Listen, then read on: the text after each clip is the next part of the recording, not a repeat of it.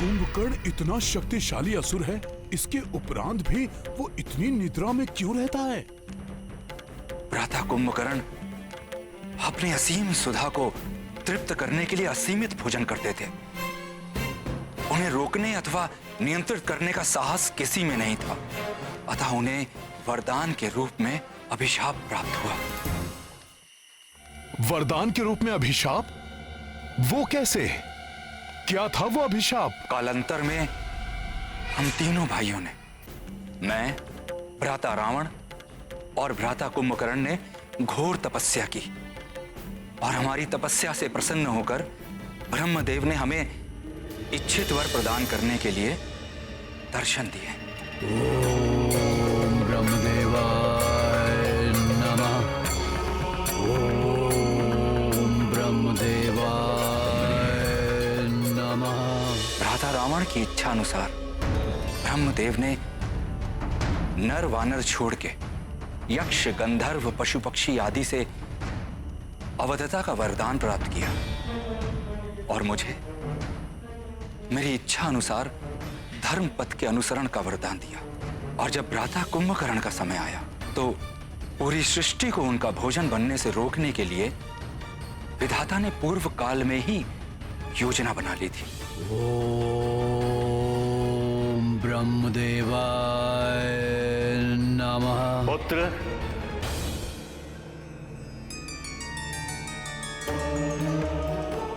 प्रणाम ब्रह्मदेव। वत्स कुंभकर्ण, हम तुम्हारी तपस्या से अति प्रसन्न हैं। कहो, क्या वरदान चाहते हो? भ्राता कुंभकर्ण इंद्रासन मांगना चाहते थे, किंतु उसी क्षण माता सरस्वती उनकी जिह्वा पर आकर बैठी और उन्होंने इंद्रासन के स्थान पर मांगा, ब्रह्मदेव, मुझे निद्रासन का वरदान चाहिए। तथा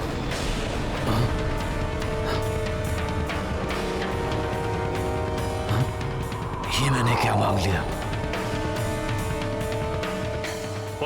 तुम 6 माह तक निद्रासन पर रहोगे और फिर एक दिवस के लिए अपनी क्षुधा को शांत करने के लिए उठोगे, फिर पुनः निद्रा मग्न हो जाओगे। यही क्रम तुम्हारे जीवन भर चलता रहेगा और यदि कोई तुम्हें नियत समय से पूर्व निद्रा से जगाएगा तो तुम्हारा जीवन संकट में पड़ जाएगा। किंतु सब कुछ जानते हुए भी भ्राता लंकेश ने असमय युद्ध के लिए भ्राता कुंभकर्ण की निंद्रा भंग कर दी, जिस कारण अब वो अधिक ही दुर्दांत सिद्ध होंगे। आपने जो किया अनुचित किया है भ्राता। ये क्या कह रहे हो तुम? अपनी पत्नी की रक्षा करना प्रत्येक पति का कर्तव्य है। अनुचित कार्य तो आपने किया है, देवी सीता का अपहरण करके। यदि आपको शूर्पणखा का प्रतिशोध ही लेना था तो उस वनवासी राम के साथ वीरता पूर्वक युद्ध करते, परंतु आपने तो कुछ और ही किया। एक चोर कर्म करते हुए सीता का हरण करके एक अत्यंत ही घृणित कार्य किया है आपने। कुंभकर्ण, मेरे अनुज होकर मेरे शत्रु का पक्ष ले रहे हो तुम? नहीं भ्राताश्री, परंतु जब बड़े पथ भ्रष्ट हो जाएं, तो हम छोटों का ये कर्तव्य है कि हम उन्हें उचित मार्ग दिखाएं। भ्राताश्री, शूर्पणखा के बारे में मैं ही नहीं, आप भी भली भांति परिचित हैं और अवश्य ही वो काम के वशीभूत होकर उस वनवासी राम के पास गई होगी और इसीलिए उसकी नाक काटी गई होगी। प्रतीत होता है कि अभी भी निद्रा के प्रभाव में हो तुम कुंभकर्ण, इसलिए तुम्हें दिखाई नहीं दे रहा कि हमारे राक्षस कुल और हमारी लंका को कितनी क्षति पहुंचाई है उन नर और वानरों ने। नहीं भ्राताश्री, धर्म के मार्ग को छोड़कर अधर्म के मार्ग पर चलने वाले राजा और उसकी प्रजा दोनों को ही दुष्परिणाम भोगने पड़ते हैं। काम, क्रोध, मद, लोभ, ये सब मोह विकार हैं मन के, जिनके वशीभूत होकर धर्म और नीति का मार्ग त्याग कर मनुष्य अधर्म और अनीति का मार्ग अपना लेता है। वही आपने भी किया है भ्राताश्री। बंद करो ये अपना नरगल प्रलाप। विभीषण के जैसे द्रोही की भाषा बोल रहे हो तुम। जाओ, जाकर मिल जाओ मेरे शत्रुओं से। देश दे रहे हो युद्ध के लिए उठाया है मैंने तुम्हें, ना कि प्रवचन देने के लिए। जाओ! लंकेश रावण में अब भी इतना सामर्थ्य है कि तुम्हारे बिना वो ये युद्ध लड़ सके। भ्राता कुंभकर्ण हैं तो असुर, किंतु बड़े ज्ञानी हैं। वो नीति और धर्म को भली भांति जानते हैं। वो भ्राता लंकेश को समझाने का प्रयास अवश्य करेंगे। कदाचित भ्राता रावण भ्राता कुंभकर्ण की बात समझ जाए। किंतु यदि उन्होंने भ्राता कुंभकर्ण की बात नहीं मानी तो हमें इस बात पे दृष्टि डालनी होगी कि तब भ्राता कुंभकर्ण क्या करेंगे। भ्राता रावण की बात मानकर युद्ध करेंगे या धर्म का साथ देंगे।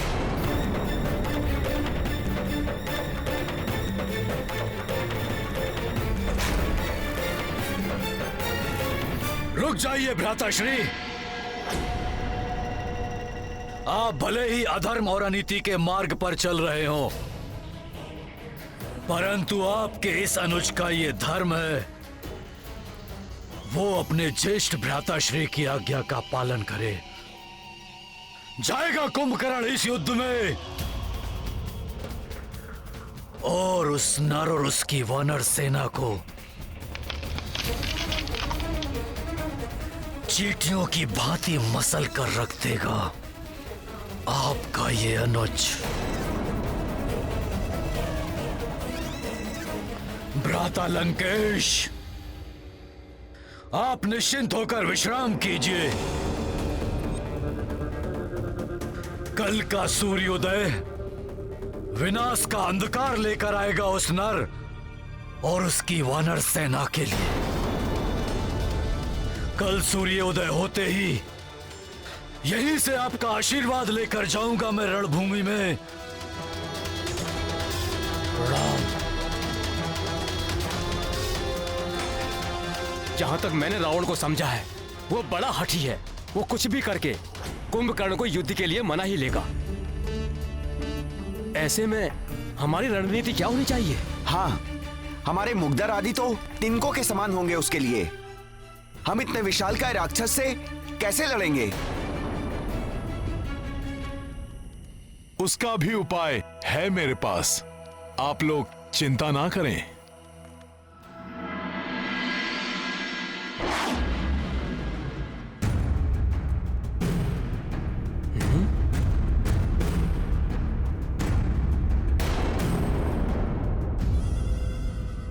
जब वो राक्षस आएगा तो हम इन वृक्षों के तनों से प्रहार कर उसका मार्ग रोक देंगे।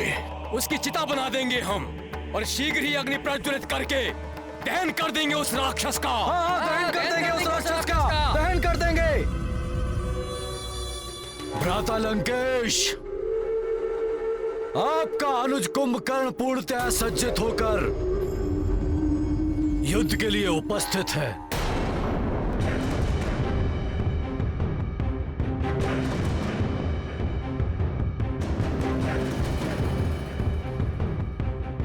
मुझे आशीर्वाद दीजिए भ्राता।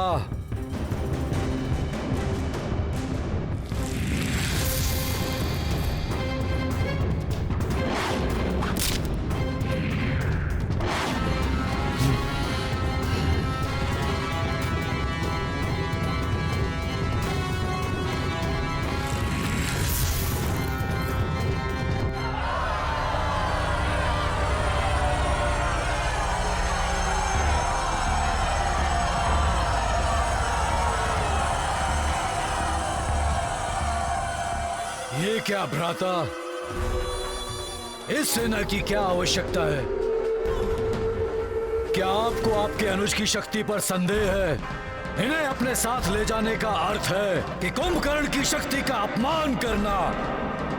मैं एकाकी ही सक्षम हूं उन नर और वानरों के सर्वनाश के लिए। इसे अन्यथा मत लो कुंभकर्ण। ये युद्ध के लिए नहीं जा रहे, ये तुम्हारे आगे चलकर रणभेरी बजाएंगे। विजय धुन बजाकर विजय का उद्घोष करेंगे ये। कुंभकर्ण, आज के युद्ध में तुम्हें मात्र सुग्रीव को बंदी बनाकर लाना यहां। वो वानरों का राजा है, उसे बंदी बनाने का अर्थ है विजय श्री की प्राप्ति। विजय तो हमें ही प्राप्त होनी है। आपको सुग्रीव चाहिए ना, आपको सुग्रीव मिल जाएगा। प्रणाम भ्राताश्री, हमें अब युद्ध पे जाने की आज्ञा दीजिए।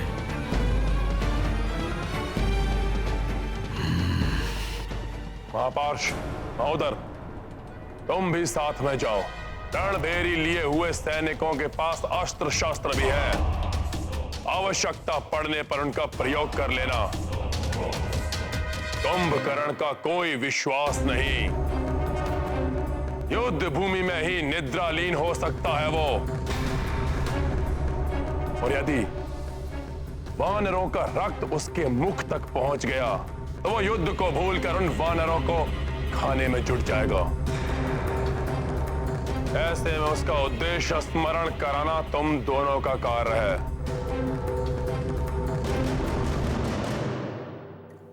समझ में आया जो मैंने कहा? जी भ्राता। तो फिर खड़े क्यों यहां? जाओ उसके पास और जैसा मैंने कहा वैसा करो। जाओ।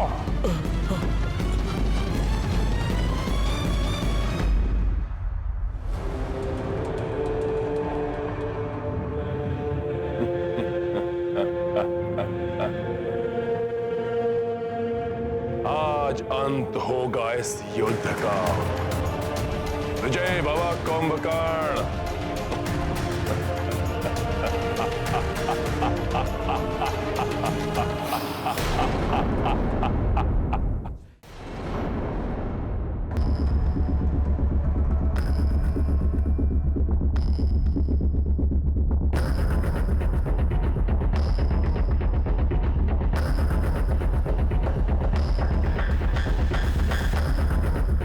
ज्ञात नहीं क्या होगा आज के युद्ध में। इस विशालकाय राक्षस पर नियंत्रण पाना बहुत कठिन है। हाँ, बंधु, कुछ भी हो सकता है। हाँ बंधु, कुछ भी हो सकता है। ये वानर सेना, चींटियों का समूह, मेरे पांव तले मसले जाएंगे ये।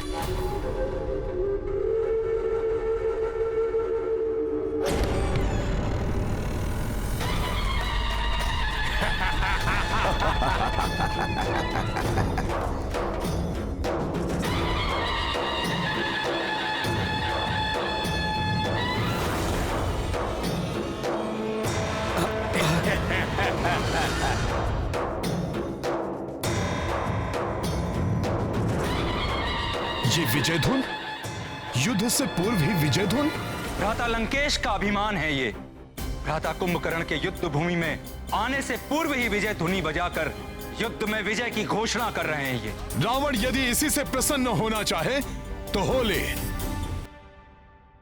परंतु सत्य तो यह है, अधर्म कितनी भी बड़ी शक्ति के साथ रणभूमि में क्यों न उतरे, विजय सदैव धर्म की होती है।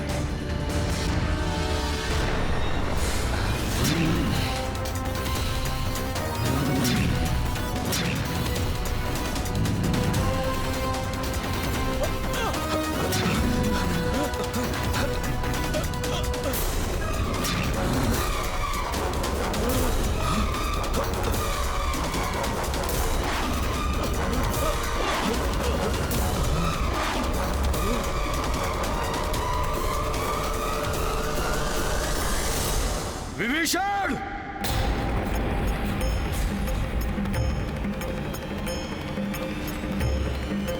विभीषण जी, मेरे विचार से आपको वहां नहीं जाना चाहिए। विभीषण जी, जो क्रोध कुंभकर्ण के मुख पर दिखाई दे रहा है, उससे प्रतीत होता है कि वो आपको चेतावनी दिए बिना ही आपका वध कर देगा।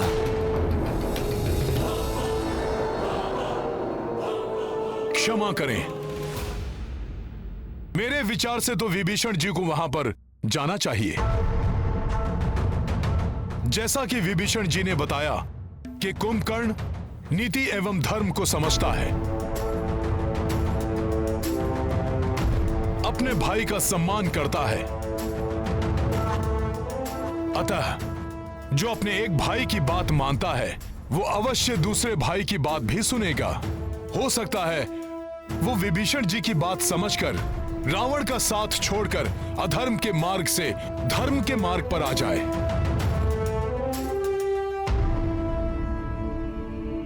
हाँ, उनका अनुज भ्राता हूं मैं। उन्हें सुझाव देने का अधिकार है मेरा कि अधर्म के पथ को त्याग कर धर्म के पक्ष में आ जाए।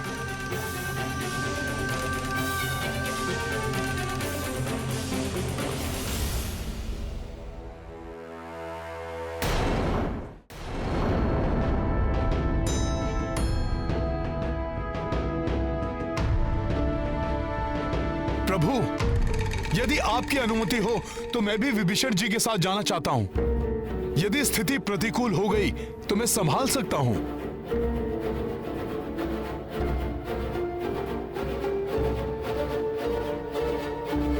जय श्री राम।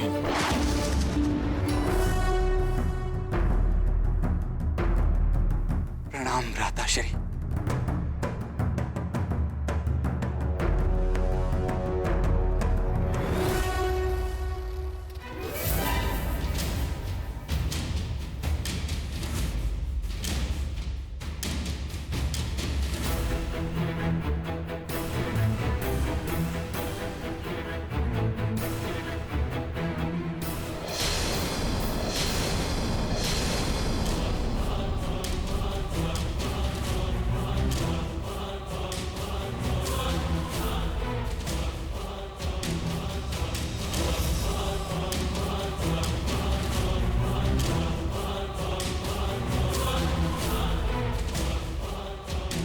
विभीषण मेरे अनुज, बहुत ही भाग्यशाली हो तुम जो धर्म के पक्ष में खड़े हो। मृत्यु पर्यंत धर्म का ही साथ देना विभीषण। भ्राताश्री, धर्म और अधर्म के मध्य में किसी एक पथ को चुनने का अवसर सभी को प्राप्त होता है।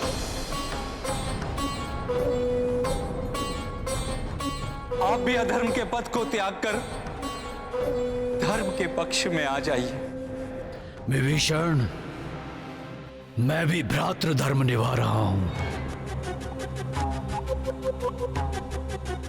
मैं भ्राता लंकेश से द्रोह नहीं कर सकता। मैं धर्म या अधर्म के लिए इस युद्ध भूमि में नहीं आया हूं।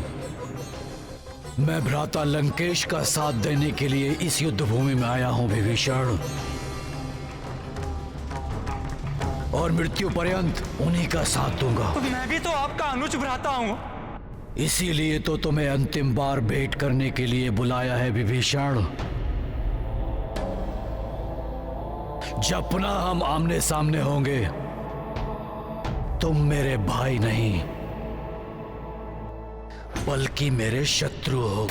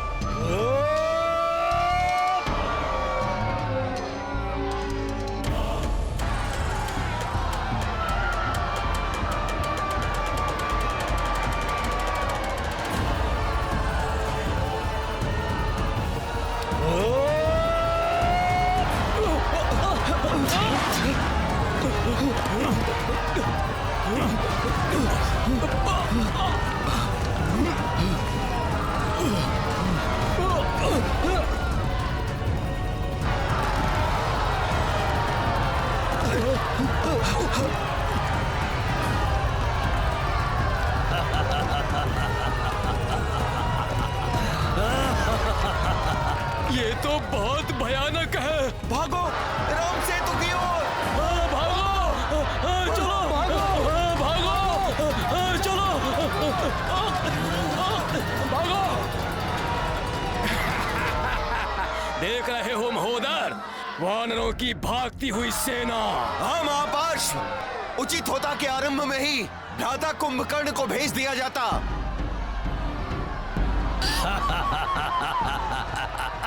यदि इन्हें नहीं रोका गया तो कुंभकर्ण से युद्ध से पूर्व ही हमारी पराजय हो जाएगी। हाँ, आपने बिल्कुल ठीक कहा, इनका मनोबल टूट रहा है, हमें शीघ्र ही कुछ करना होगा। हर कार्य एक समय पर होता है लक्ष्मण। एक ओर हमारे योद्धा भयभीत होकर इससे दूर जा रहे हैं और दूसरी ओर ये पाप एवं अधर्म का साथ देकर मृत्यु के निकट आ रहा है। इसके पाप का घड़ा बढ़ते ही इसकी मृत्यु निश्चित है। मुझे विश्वास है कि इस युद्ध में पाप और अधर्म के साथ देने वाले को कोई नहीं बचा पाएगा।